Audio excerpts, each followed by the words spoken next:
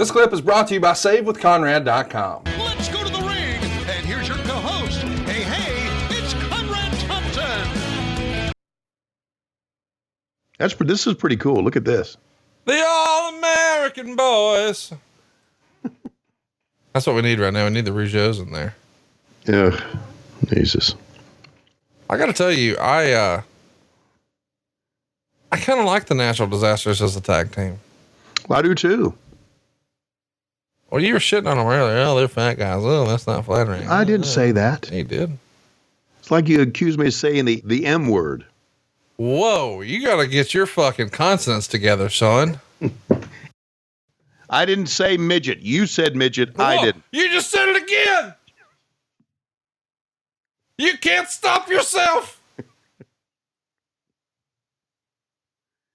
You're so full of shit. In a good way, though. Hey, what'd you think now that you've had a little time to look into it, because it's been enough time? What'd you think of the Tessa Blanchard controversy? Well, there was a part of this that concerned me. Okay. What's that? Well, what concerned me is that, thanks to social media, guilty until proven innocent. That's always concerned me. Okay. But then I've checked with some people, and some people kind of agree who know her with how she is. And they could be lying to me too. But the fact is that good for her about being a champion. Because she's like one. What? I just love that listen, I thought it's bullshit because it's on social media. And then I asked around, and people who know her confirmed that she is in fact a shithead, but she is a champion. And just the idea that you pivoted, she may be a shithead, Conrad. I don't know her, but I've asked, and people who do know have confirmed to me she is in fact a shithead. But I can also confirm she is a shithead champion. Look, she's the champion of shitheading. By the way, no, that would be you. No. Let me. Oh yeah, you're the champion shithead. I don't know the story. I wasn't there. You hate to see anything like this come to light, and just don't want to think badly of anybody. But I still have, and I know this gets me in trouble, but I have that old school. I treat people how they've treated me, and exactly. I don't want to believe anything bad about anybody.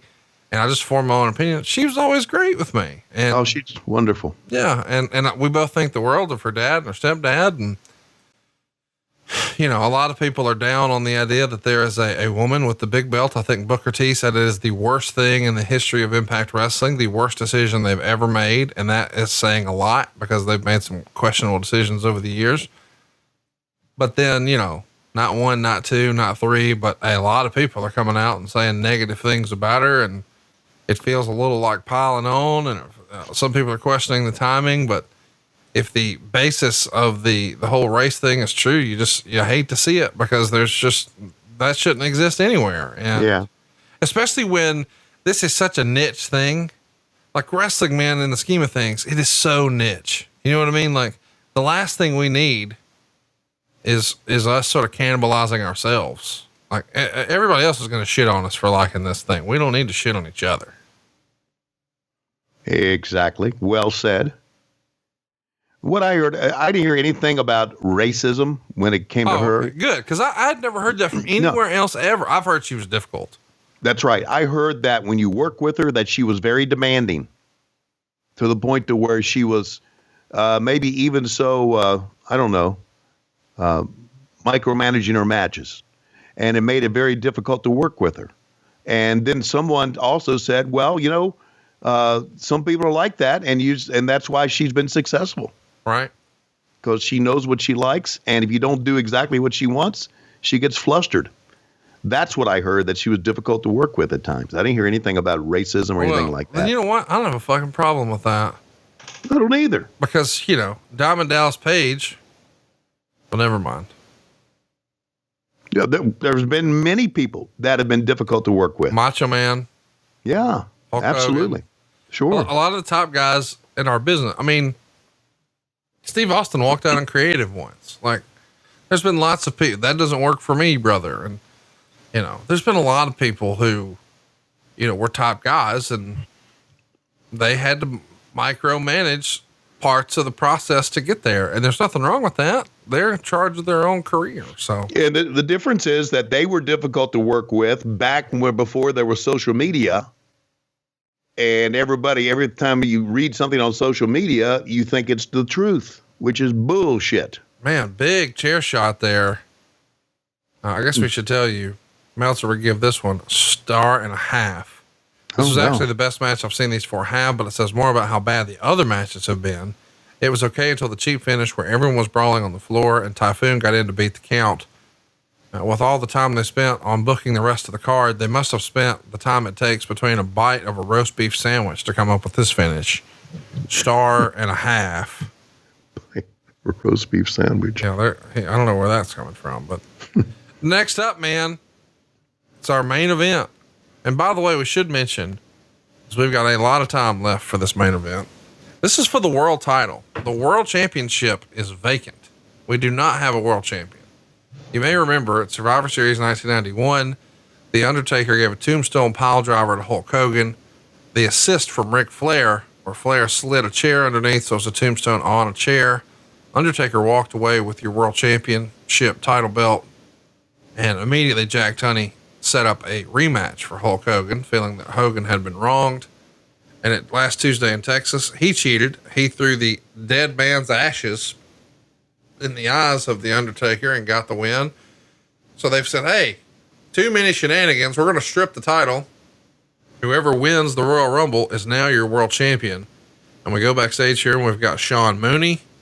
And I'm actually going to play the audio here and let our listeners take a listen to this. Very pleased with we should be the World Wrestling Federation Tag Team Champions. I am going to call my lawyer. I'm going to get my attorney. I am fed up with this. I am fed up to here with this. They should be the champions.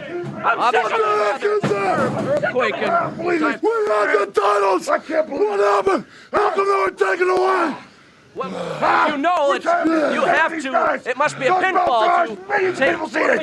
Millions of people see what happened there. We're the champions. We're the WWF Tag Team Champions. We beat them fair and square. They were counted out of the ring. We had our hands held high. We're the champions. Jack Tunney, you don't see our attorneys. We're not putting up with this stuff. We kick their butts. And look what happens. They pull it away from us. It ain't going to happen no more. The referee awarded us the match. These guys are the champion. I'm calling our attorney. I'm getting a lawyer because we're not going to let these guys get away with that. No way, baby. We're fed up. This is it, baby. This is it, Queen. I'm sorry. That is the official word. If we get our hands on you again, we will be the champions. Hawk and Animal still the reigning tag team champions right now. Let's go back out to ringside. I love Fired Up Jimmy Hart. Fired Up Jimmy Hart's hard to beat. Great, but with Earthquake there, I couldn't understand much what he was saying. It's great stuff. Thanks for checking out the podcast here on YouTube. Be sure to hit the subscribe button so you don't miss any future clips that we upload. We hope we made you laugh, and we hope we can save you some money right now at SaveWithConrad.com. Not your classy podcast. Watch along, try not to laugh. Lowest rules can't pass. This wasn't the initial plan. Tom Zig's a good-looking man. Klondike Bill, make a chant.